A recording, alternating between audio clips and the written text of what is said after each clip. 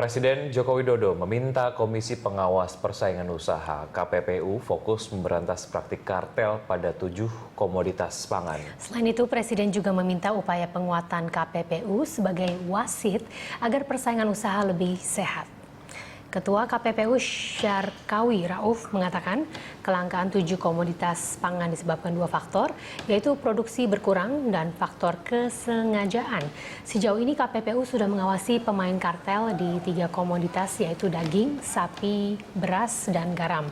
Khusus kartel daging sapi impor, KPPU telah menyidangkan 32 sentra penggemukan sapi yang diduga membuat harga daging melonjak.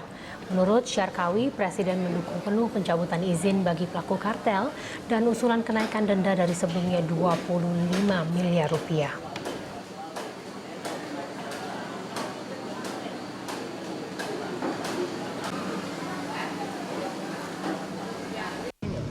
Nah, ini khusus untuk kartel daging itu ada kurang lebih 32 perusahaan yang kita nyatakan sebagai terlapor.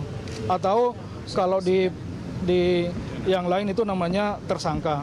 Nah, tersangkanya ini 32 perusahaan, nah ini yang sedang kita sidangkan. Nah, proses persidangannya itu mungkin kurang lebih 2-3 bulan ke depan itu akan ada putusan resmi dari KPPU mengenai dugaan kartel daging sapi ini. Perusahaan dalam negeri apa luar negeri? Semua perusahaan dalam negeri, tapi ada juga beberapa perusahaan yang memang terintegrasi dengan perusahaan yang ada di luar negeri. Nah, kartelnya itu mereka secara bersama-sama diduga bersekongkol untuk menahan pasokan, itu mulai dari feedlotter sampai ke rumah potong hewan.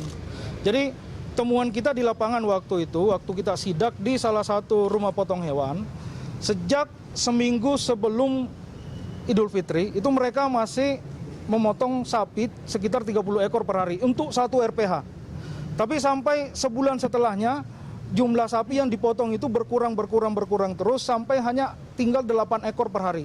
Nah, kita tanya ke rumah potong hewannya, kenapa sampai harus mengurangi sapi yang dipotong?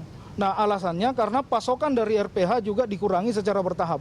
Nah, inilah yang salah satunya menjadi pintu masuk KPPU untuk melakukan investigasi di dugaan kartel daging sapi itu.